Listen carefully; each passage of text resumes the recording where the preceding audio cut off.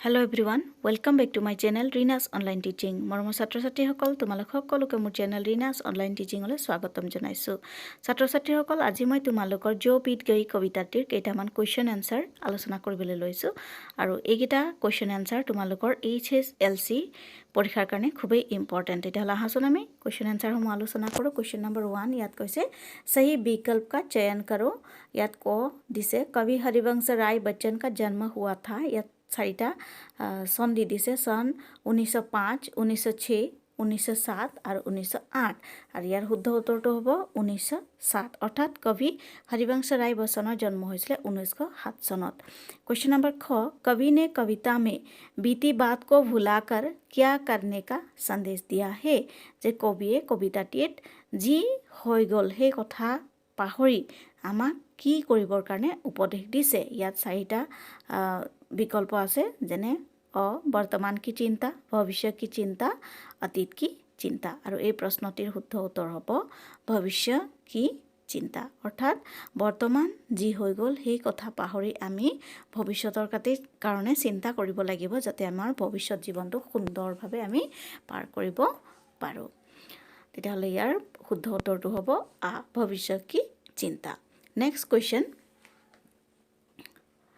সংক্ষেপ মে উত্তৰ দিয়া, সংক্ষেপত উত্তৰ দিয়া। এই প্ৰশ্নসমূহৰ উত্তৰ 2 মাৰ্কছৰ কাৰণে হ'ব পাৰে, গতিকে তেনেকৈ আমি সম্পূৰ্ণ বাক্যত লিখিব লাগিব যে अपने प्रिय तारों के टूट जाने पर क्या अंबर कभी शोक मनाता है।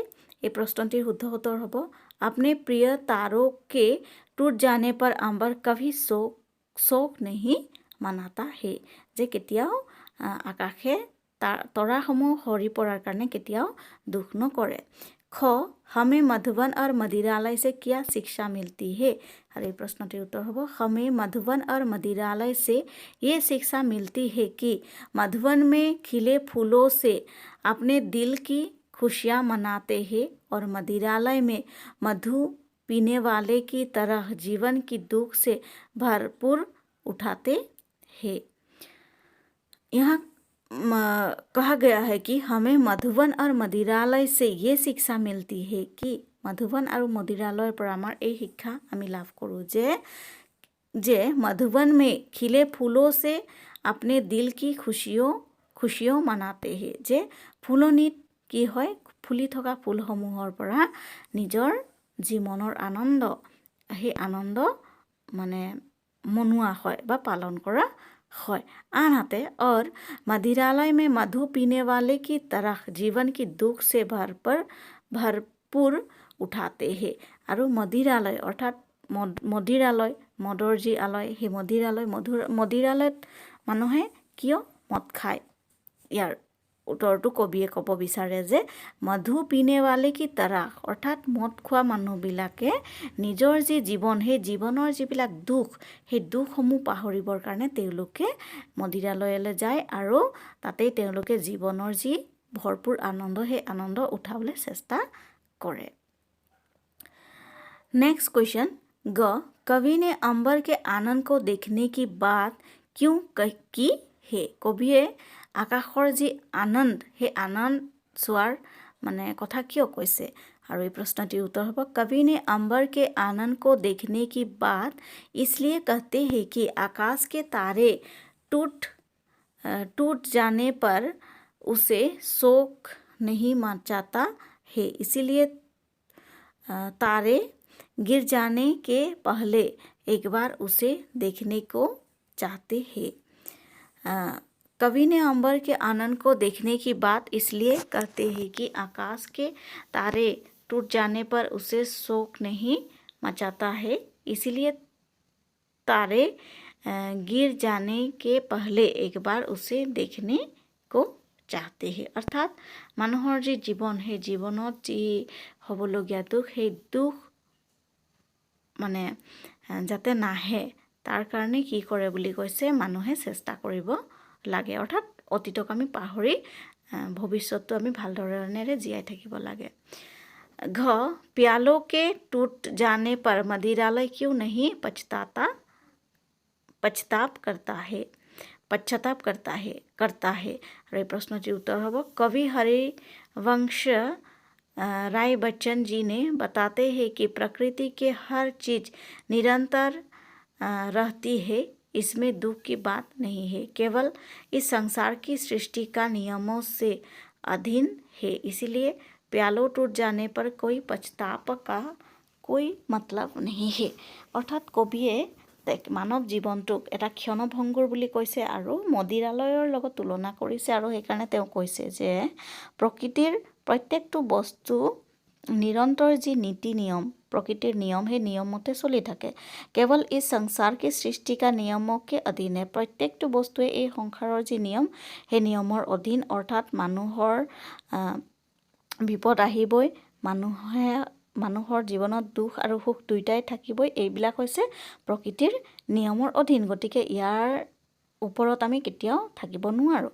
গতিকে প্ৰকৃতি অনুসৰি আমি জীয়াই থাকিব লাগিব। इसलिए प्यालो टूट जाने पर कोई पछताप का कोई मतलब नहीं होता।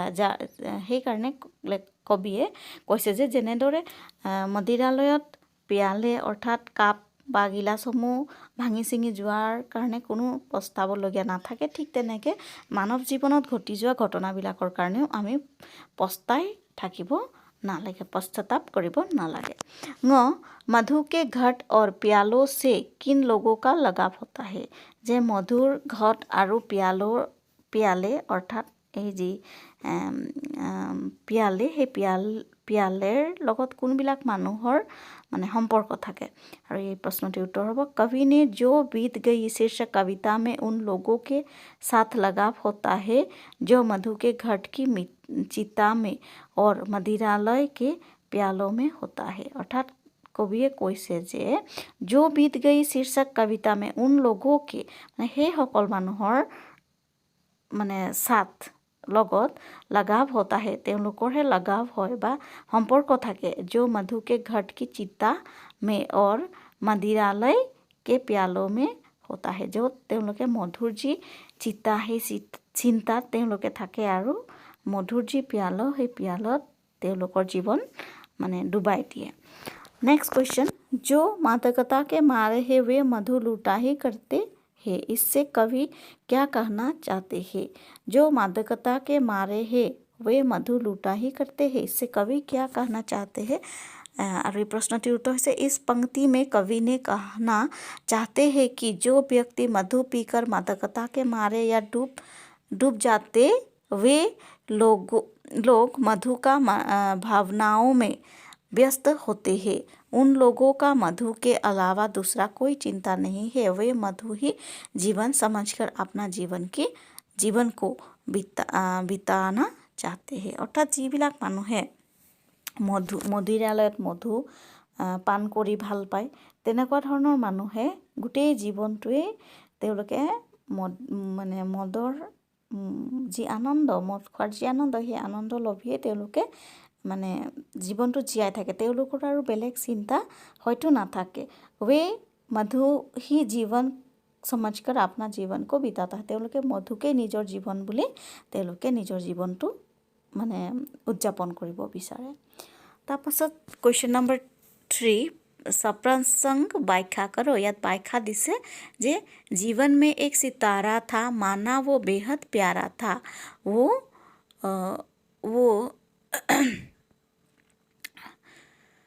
डूब गया तो डूब गया, अंबर के आनंद को देखो।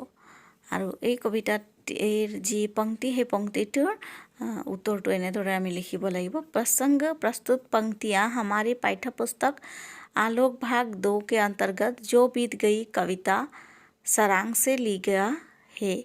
इस कविता का कवि हरिवंश राय बच्चन जी है। संदर्भ, कवि ने इस कविता में के माध्यम से मनुष्य जीवन को सितारा के साथ तुलना की है। व्याख्या, इस कविता में मनुष्य जीवन को तारे के साथ तुलना किया है। जिस प्रकार अपने टूटे हुए तारों पर अंबर शोक नहीं मनाता, अपने प्रिय जीवन को बेकार बिताना चाहे तो कोई मूल्य नहीं होता है, क्योंकि यो प्रकृति का विधान है। उस दुख को भुलाकर बाकी बचे समय को अच्छी तरह बिताया जाए, उसके लिए हमेशा ध्यान रखना चाहिए। अर्थात जीवन মানৱ জীৱনটো ক্ষণভংগুৰ আৰু সেই ক্ষণভংগুৰ জীৱনটো আমি যিকোনো প্ৰকাৰে ভালদৰে উদযাপন কৰিব লাগে। আমাৰ পাৰ হৈ যোৱা যি জীৱন, সেই জীৱনৰ কথা আমি পাহৰিব লাগিব আৰু আমাৰ বাকী থকা যিখিনি সময়, সেই সময়খিনি আমি ভাল ধৰণেৰে জীয়াই থাকিবলৈ চেষ্টা কৰিব লাগিব। গতিকে এই যি কবিতা, সেই কবিতাত তাকে মানে ক'ব বিচাৰিছে। গতিকে এইখিনি কথাই আমি ধুনীয়াকৈ যিটো মানে ব্যাখ্যা কৰাৰ নিয়ম, সেই নিয়ম অনুসৰি লিখিলেই আমাৰ প্ৰশ্নটিৰ উত্তৰ হ'ব। গতিকে ছাত্ৰ ছাত্ৰীসকল, আশা কৰিছোঁ তোমালোকে এই ভিডিঅ'টিৰ দ্বাৰা উপকৃত হ'বা। তেতিয়াহ'লে আজিলৈ মই ইয়াতে সামৰিছোঁ। ধন্যবাদ। Take care.